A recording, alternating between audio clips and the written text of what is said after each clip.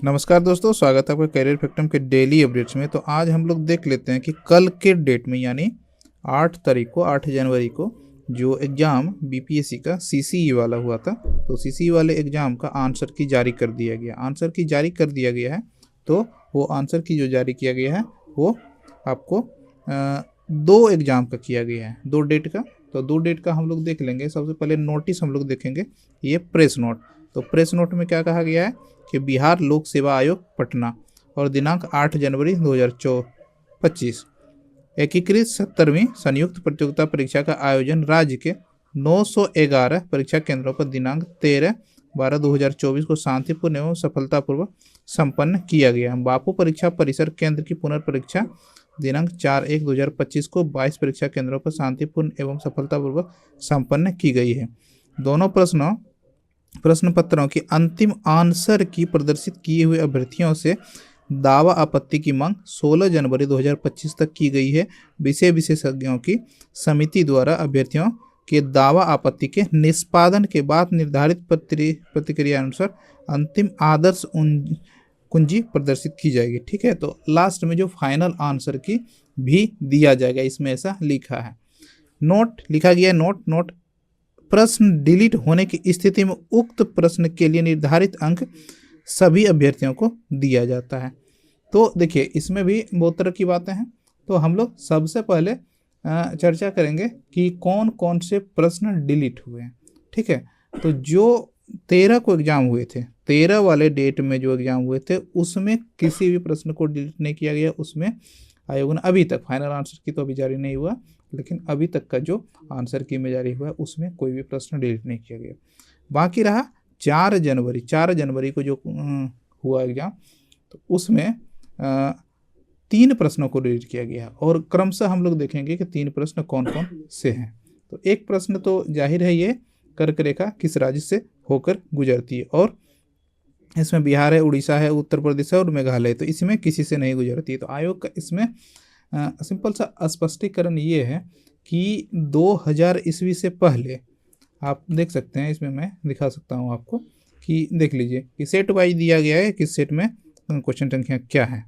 ठीक है, तो before 2000 AD Tropic of Cancer passed through Bihar. ठीक है, क्यों बिहार से पास होता था? क्योंकि बिहार और झारखंड मिला हुआ था, इसलिए।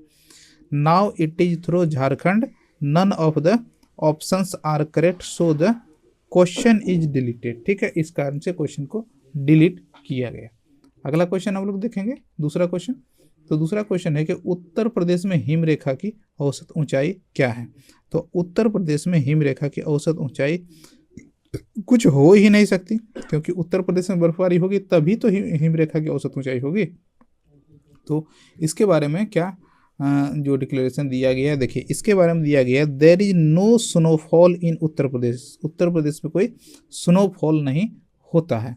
और after the separation of Uttarakhand के सेपरेशन होने के बाद कोई स्नोफॉल नहीं होता, क्योंकि स्नोफॉल जो पहाड़ी एरिया है वो उत्तराखंड में होता है। Now none of the option are correct, so the question is deleted. ठीक, ये क्वेश्चन डिलीट कर दिया गया। इसकी चर्चा हम लोग आगे करेंगे।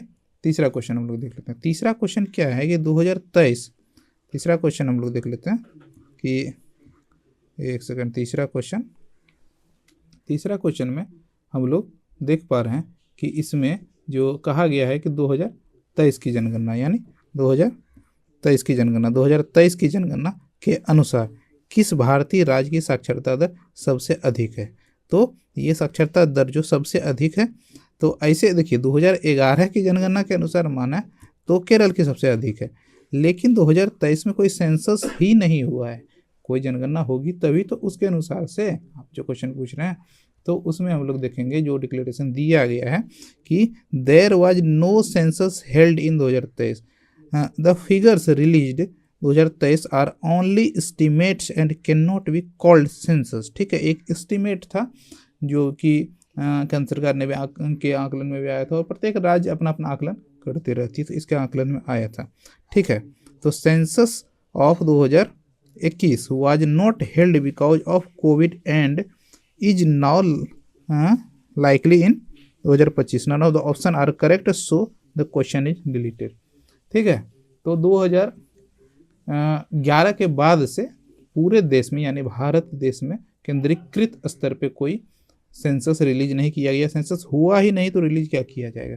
तो इस कारण से इस क्वेश्चन को भी show the question is deleted. अब देखते हैं कि इसकी मार किसको किसको झेलनी पड़ेगी। ठीक है, इसमें कह सकते हैं कि आप जो क्वेश्चन पूछे गए वो सारे क्वेश्चन आपको सारे क्वेश्चन यानी पैटर्न तो जो 13 को क्वेश्चन पूछा गया था 13 दिसंबर को, तो 13 दिसंबर के जैसा ही क्वेश्चन था, लेकिन इसमें काफ़ी भाषाई त्रुटि थी और क्वेश्चन आप गलत भी निकल गया। तो इस हद तक क्या कहा जाए ये नहीं कह सकते हैं। लेकिन देखिए, जैसे कि आयोग बार बार ये आरोप लगाता है कि जो प्रोटेस्ट कर रहे हैं या जो भी इसका विरोध कर रहे हैं वो नॉन सीरियस है, लेकिन इसमें झलकती है कि नॉन सीरियस कौन है। नॉन सीरियस आयोग आप समझिए, पटना को आप पाटना लिखते हैं, उड़ीसा को ओडिशा लिखते हैं। आप जो क्वेश्चन पहला क्वेश्चन जो डिलीट हुआ है, आप देखिए कर्क रेखा किस राज्य से होकर, तो ये 2000 से पहले ये हुआ है सेपरेशन। तो अभी तक आपको पता नहीं था, या तो आपने 21 को ये किताब से उठाया क्वेश्चन, ये 2000 से पहले वाला किताब से उठा दिया, और ये भी उत्तर प्रदेश के विभाजन से पहले के किताबों में लिखी गई होगी, तो उससे पहले वाले किताबों से उठाया। और इसका क्या कहना है इसमें, ये किस क्वेश्चन में या किस किताब में दिया गया या कहाँ से डाटा आपने उठाया। तो ये सारी बातों का जवाब तो आयोग ही दे सकता है कि इस तरह की चीज़ें क्यों की गई। हम लोग सिर्फ विश्लेषण कर सकते हैं, इसका आकलन कर सकते हैं, लेकिन देखिए मार कहाँ तक झेलनी पड़ेगी इसके बारे में हम लोग चर्चा कर रहे हैं। देखिए, जो 13 को जिसने एग्ज़ाम दिया, ठीक है, जिसने जो प्रश्न बनाया उसके बाद 4 को एग्ज़ाम दिया, तो ये कहा गया है कि जो क्वेश्चन डिलीट कर दिए गए उसके अंक सबको दिए जाएंगे। तो उसके अंक तो 4 को जो एग्ज़ाम दिए उसको 3 नंबर एक्स्ट्रा हो गए। 13 को जो एग्ज़ाम दिए उसको क्या मिला, उसको तो सारे क्वेश्चन अटैम्प्ट किए तो ठीक है, नहीं अटैम्प्ट किए तो गलती किसकी है, गलती आयोग की। नंबर किसको मिल रहा है, अभ्यर्थियों को, लेकिन ये डिवाइडेशन हो गया।